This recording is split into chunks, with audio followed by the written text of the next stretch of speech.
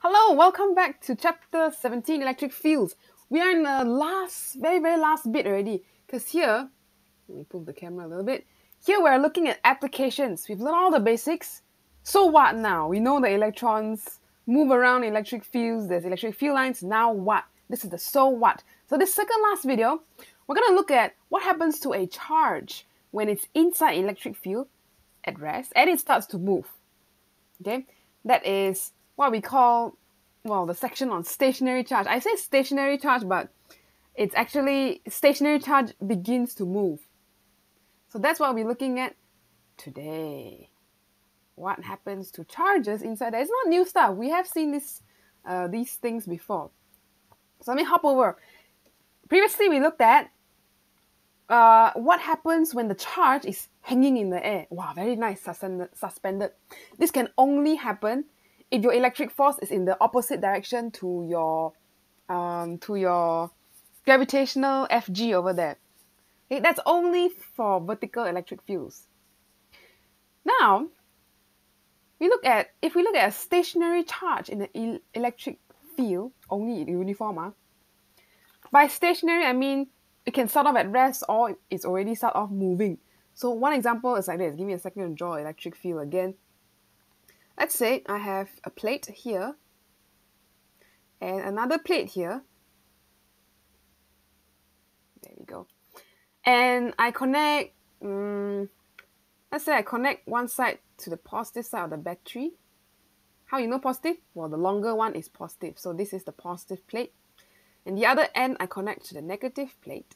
And by connecting two plates to a battery, I create an electric field because of a potential difference, positive, negative. Okay, so like usual, we have electric field. I'll just draw three lines equally spaced to mean that they're roughly equally spaced to mean that they are uniform electric field. Then now, if I put, let's say a positive charge right here, where is it going to experience a force? We looked at this many times already. It's going to experience a force in the same direction as the electric field. Or you could think of it that way as the positive charge is repelled from its same positive plate and is going towards the negative plate. You can think of it that way also. Okay, so you're going to have an Fe and it's going to move that way. Likewise, if you have a negative charge, it's going to go in the opposite direction of the electric field because negative charge are like rebels. So we also have looked at an equation. How do you find that force acting on a charge? That's Fe equals to what charge it is times the electric field strength of this whole area, E. It's usually constant for uniform electric field. Only for uniform, then it's constant. So if we want to find, let's say you start off the charge at rest here with initial velocity 0.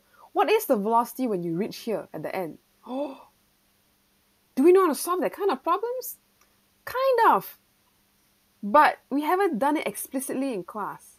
Oh man, there goes my electric field plates again.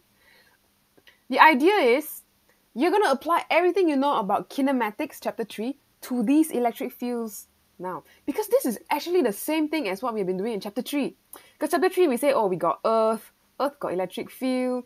Then you put a ball, you put a ball here, the ball will drop down. You throw the ball up, it will go up and come down. These are pretty much the same things we do in for gravitational field, throwing the ball up and down, Stuva equations, kinetic energy, all the same stuff, but now for electric fields.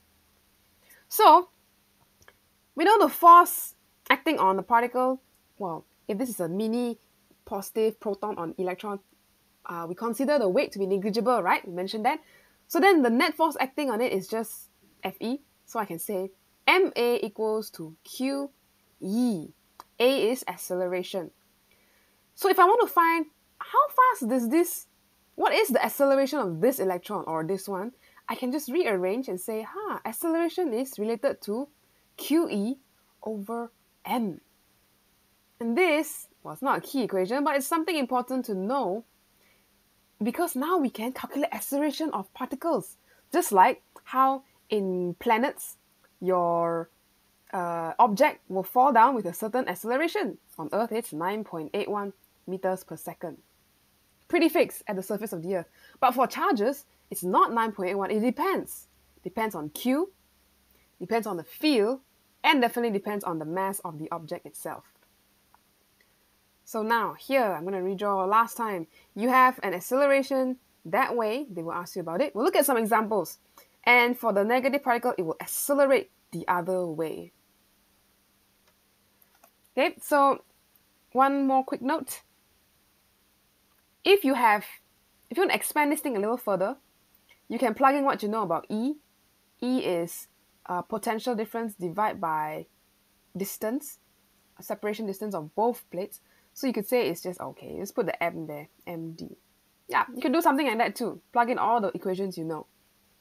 So the key points here is, you're going to learn how to apply your Stuva equations. It's all the same thing.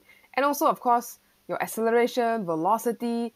You remember what Stuva equations are, right? S equals to ut plus half at squared. S in this case will be how far the particle has traveled. Acceleration is, well, this thing that we just looked at. And of course, you have v squared, u squared, 2as. V equals to u plus at. I think there's one more. But, well, this is the main ones that you can look at. The other one is kind of an extra one. It's the half u plus vt. That one.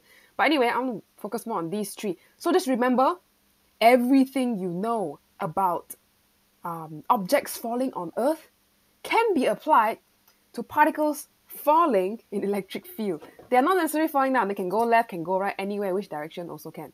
Just remember, acceleration. Let's start off with one of the MCQs first. Let's go to page 10. Actually, it's page 15. Sorry, error. This is on page 15. Pass the question. Let's see. An electron enter a space where there's already a uniform field. Oh, so this one, the electron is not starting from rest lah. It already has some initial velocity ma. Okay, so it's a little bit different. It's not starting from u equals 0. But its velocity will change. So now, initially, the electron is moving parallel to the electric field. Okay, so it's moving like that. That's the direction of its velocity. But it asks us, what is the subsequent path and change of speed of the electron caused by the field? So it's saying, once you enter this region, what's going to happen to the path of the electron? Is it going to come in and do something like this? Is it going to go straight? Is it going to curve? How do we know that? Well, don't panic. The first thing you remember is, okay, at first you have constant velocity. So some initial velocity u. Once you're in here, this is the electron, right? Where are you going to experience a force? Which direction? How we draw the arrow? Remember, electrons are rebels. So in the electric field, if all the arrows are pointing this way, your electron will experience a force in the other direction. Kind of crowded there. Let me redraw it up here. Okay, enter already. It's going to experience a force this way. But then you say, Miss, it's still moving to the right. How come the force is reversed? You can have like that. Good revision of kinematics. If you have a particle, it's actually moving this way. So moving with some velocity v, it can experience a force the other direction. That means it's decelerating, because actually is, yeah, well, you will still have some acceleration, but it's accelerating backwards. So it's basically getting slower as it moves this way. That's what it means. Okay, acceleration is backwards, so it means deceleration is getting slower. So if your force is different direction from v, it's getting slower. This v is getting smaller and smaller. So what's happening here? Speed of electron is actually going to decrease. So increase is out of the picture already. Okay, so electron will move slower, number one. Electron velocity decrease. Why? Because force acting in opposite direction to velocity. We have seen stuff like this. Can you name a force where it will oppose the motion? Like if you're moving here very nicely, the force will just oppose it. drag force. We have seen drag force before. If you are moving here and is opposing your motion, this is also called resistive force or drag force. So in this case, your electric field is acting like a drag force. It's trying to stop the particle. So it's going slower and slower. Eventually stop, maybe move until here, then your final velocity stop already, 0. Now the path of the electron, okay, initially it's moving straight, force is acting this way, so it's just left and right, left and right, left and right. Okay, so no curve business, just linear. Linear means in a straight line. So it move, enter electric field, it still move this way or backwards, along that way, back and forth horizontally. So here you want to choose C. Now this is important because in the next video we're going to look at curve paths. We're going to see when the electron can curve. But for now, straight line and getting slower because force is opposing the direction that it is traveling in. Well, opposing. Okay, so just make sure you know how to think through it step by step. And then you can come to this conclusion, oh, electron is getting slower, getting faster. Okay, another one we want to look at is on page, let me check, page what again? Page 7. So I'm going to turn over to page 7. Here we are on page 7. This is question, I got kind of chopped off, but this is MJ14 P12 on page 7. Okay, before I go through this one, I want you to pause the video and try to understand it. There's not exactly a calculation involved, it's a graph. Look at this nice graph behind me. So try it out first. Take a guess. Do not look for the answer yet. Try it first. And then come back here and continue through this graph question.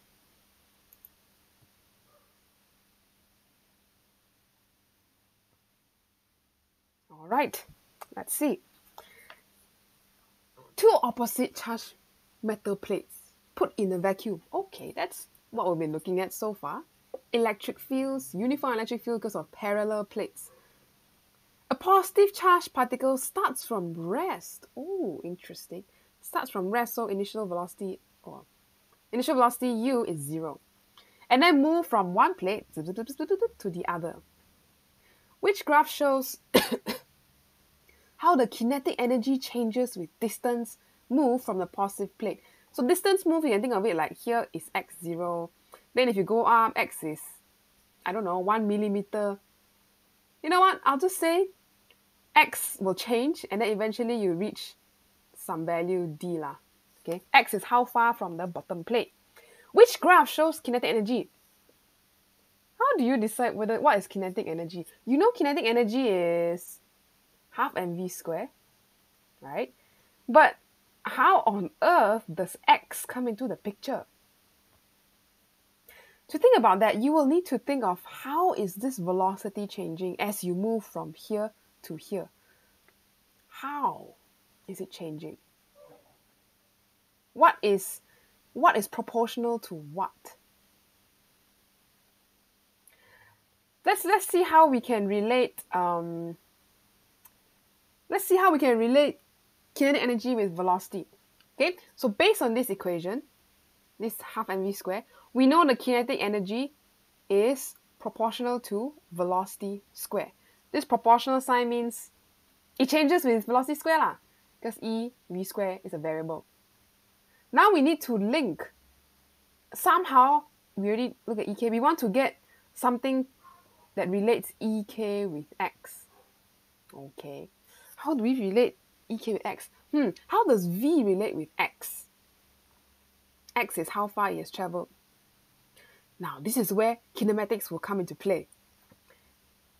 This X is basically like displacement, right? A displacement, we use S in kinematics, how far you travel from the bottom plate. So you need to remember, how is V squared related to S? Well, this thing is going to accelerate up at some acceleration. You have an initial velocity, you have a final velocity, and you have distance. Oh, V, U, A, and S. That's a Stuva equation. So actually you can do V squared equals U squared plus 2AS. Oh, that is how you can relate the velocity of this little charged object, the distance it has traveled, and the acceleration that it experiences. So, here I'm going to rewrite a little bit. In our case, instead of s, we're going to use x because distance from the bottom plate. Initial velocity is at 0, so this u is, I can ignore lah. Okay, so let me just rub that off. So all that we're left with is v squared equals to 2ax. So what you could say is v squared is proportional to x. Acceleration is constant throughout the whole thing because electric field is constant. So then we can extend this understanding on the right. Kinetic energy depends on velocity. But also, velocity squared depends on the displacement from the bottom plate. Then you can conclude, therefore, kinetic energy is proportional to displacement from the bottom plate. Proportional to means, this means constant. This means some weird stuff. There's also some weird stuff with changing gradient. So that's not proportional, but this straight line means EK is proportional to X. That's what a straight line means. So this one is how you relate kinetic energy of the object. The further away from the bottom plate, the more kinetic energy it has. So, so if you are all the way at D at the other plate, kind of like that, you have a very high kinetic energy. That's basically what it means. All right. Some of you may feel a little sketchy with this proportional things. It means, can I use equation and just plug in? Can. You have EK equals to half mv squared. Then you plug in the Stuva that we just got. EK equals to half m 2ax. This is from the Stuva equation. Then you have max. Then, ta-da! You just created another equation over there. And that's like, oh, you can do that? I can. That's legit. Okay? So this is how you can think of kinetic energy for particles moving around in plate. Just remember, as they move, they get faster. As they get faster, the kinetic increases. Now, the final one I want to show you for this video is a paper 2 question. It's all the way at the back. At page 25. And I'm going to go zoom. Here we are. Okay, so this one is how long? How many marks is this? Let me calculate very quickly. 1 mark, 2 mark, 3 mark, 1 mark. 7 marks. Okay, so before you watch this, it's best to try out. Otherwise, it's very hard to just watch physics. You're not as efficient. It's best if you try it out and then you come see. So take maximum about 9 minutes to try this out at your own pace first. Or if you're working through this with a friend, you can pause it. You can brainstorm with your friend, but do not check the answer straight away. Don't give in. Don't like, oh, I'm going to find the past here and see the marks here. No. Try to wrestle with the idea first to try whatever methods you can to solve it. Set a timer, of course, 9 minutes. And when 9 minutes is up, or if you're done, come back and check, and we'll discuss through how you can do questions like these, calculation questions. So go, pause your video.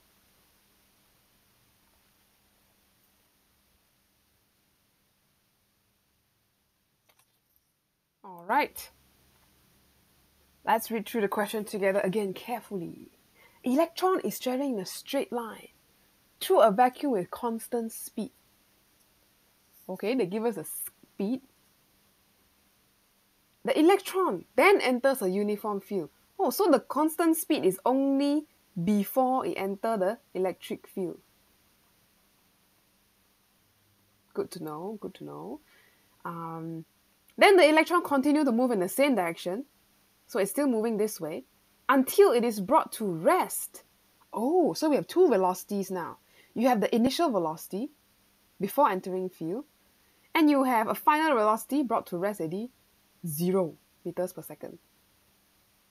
And it's stopped because of the electric field. Now they gave us distance AB is 2 cm. Okay. State the direction of the electric field. How do we know what the direction is? they didn't give us much hint here, but we do know once it entered this grey uniform electric field area, it slowed down. Slow down means where it's moving is opposite to the force it's experiencing, like what we mentioned earlier. So if your particle is experiencing a force backwards, and this is the electron, by the way, okay, your electron, I'm going to draw an electron, is experiencing a force this way. That means your electric field lines are all going to the right. This is our E. Because electrons are rebels, they experience a force to the left, means the electric field is going to the right, opposite. Okay, so how are we going to describe that? You say electric field is going to the right. Yep, you can say something like that. You can say it's to the right, or some people may say pointing from A to B. That's the electric field. They are basically talking about the line. Where is it pointing? Or you can say it's in the same direction as your velocity. Any of these are okay. And this one mark is a B1 mark independent. So you got any of these points mentioned somewhere in your sentence, then they'll accept it. Okay? So E. I didn't draw all the E, just so you know there's E. Then the second part is when they ask you to calculate already. Calculate the magnitude of deceleration of the electron in the field. Deceleration, what does that mean? Deceleration basically means a negative acceleration. That's another word for it. So let me draw the picture once again. You have a particle that's moving this way at some velocity, but it's experiencing a force backwards. Here, the choice of what the acceleration is arbitrary, so it means up to you. Do you want this acceleration to be positive, or do you want to choose this acceleration direction to be positive? It's really up to you. But what I'm going to do is, I'm going to say, well, the force is pointing to the left, so I'm going to say acceleration A. The A is pointing that way, and I'm going to find what that A is. Okay, now let's find it. Wow, how do you do this? When you see F and A, you're like, oh, miss, I know. F equals to MA. A. But how do you find A if you don't know what is F? Cannot use this thing. We don't have enough information. So how? What are some ideas? When you're stuck, list out all the information you know. That's my tip. You know initial velocity is 0. Sorry, not 0. It's a very, very big number. What was it again? 1.5 times 10 to the 7 up here on the right side. So let's write that down. Also make this a little bigger. Like that. Oh no, it jammed. Come on, you can do this. Go. Okay, we know initial velocity is 1.5. Very, very fast. 1.5 times 10 to the 7 meters per second. Final velocity, it stopped moving. Okay. Acceleration, we don't know. We're trying to find that. What else? Any other information? Time? Do we know time? No. Do we know how far it traveled before it stopped? Wait, we do know that. They did tell us distance AB is 2 cm over here. So that is the displacement over here in the period where it accelerates, slow down, and stop. Oh, I see a stuba we can use here. So this is 2 cm, or 2 times 10 to the negative 2 meters. Since this is in meters per second. Nice. So we can't really use F equals to MA because we don't have enough information. If not, we can do QE equals to MA. But they didn't tell us E, they didn't tell us Q. So cannot use that. We have to use this one.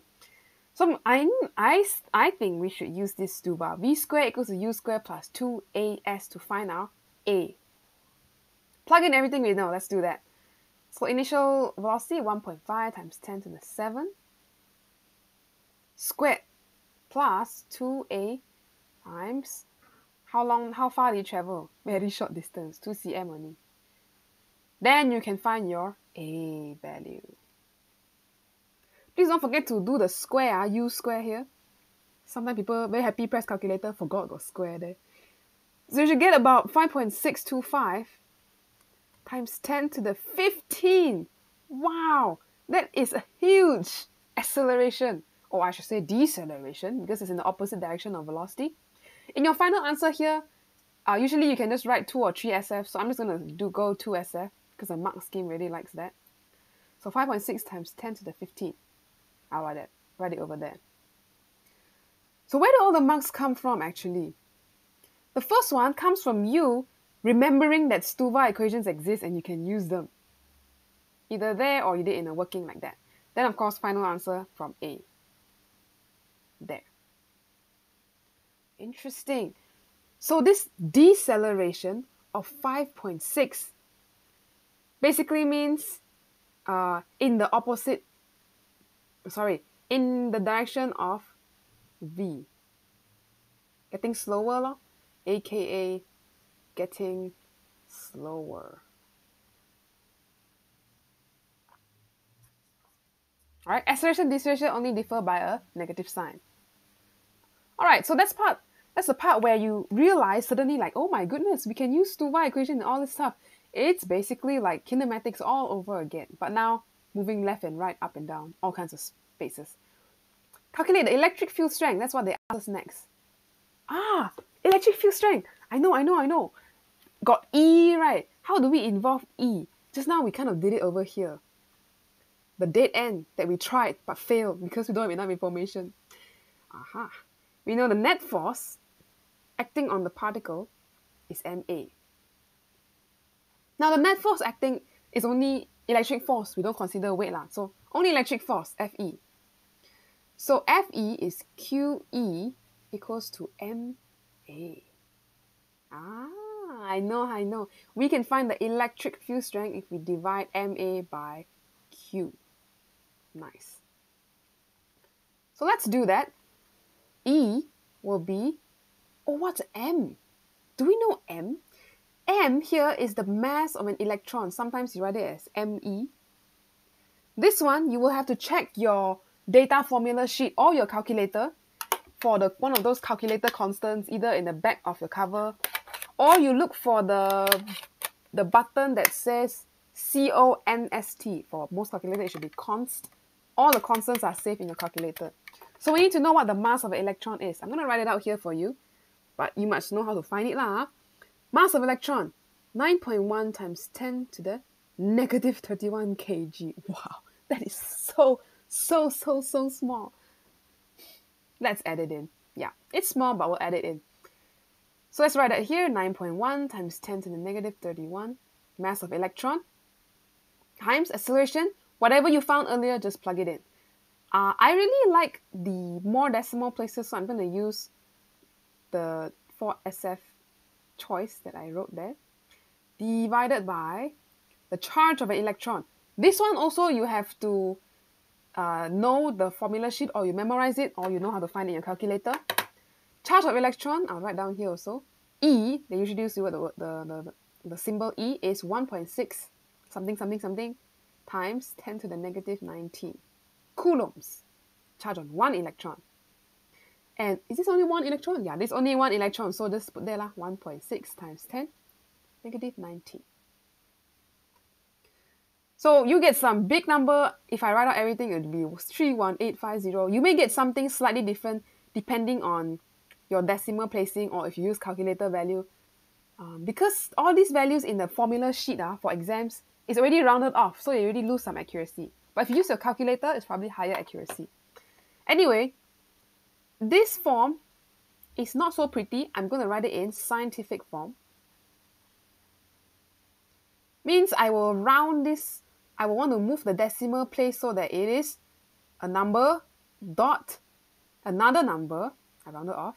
So 2SF times the power. So this one I move how many places? 1, 2, 3, 4. 4 places. So times 10 to the 4. If you move to the left, it's positive lah. You add powers. So this is reporting the answer in scientific form and also 2SF. So here, wow, 3 marks, even more.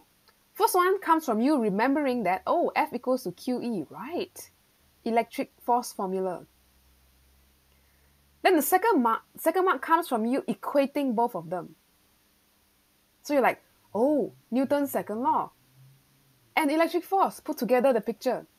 So that can come from either here or you doing the whole calculation showing this step. Can also. Then of course, final answer, A1 mark for what you get in the end. If you get round off to 2SF, you get 3.2 times 10 to the 4. That's good. Can. Right. Now the last bit is something on a graph here. The electron is at point A times 0. Where is A again? Forgot already, so long ago. Note A lah. A. So A is when it just enter electric field. So here is time 0. T0. Start the timer. Then you go until B and then it stop. So some other time lah. Okay. So what are they asking us to draw?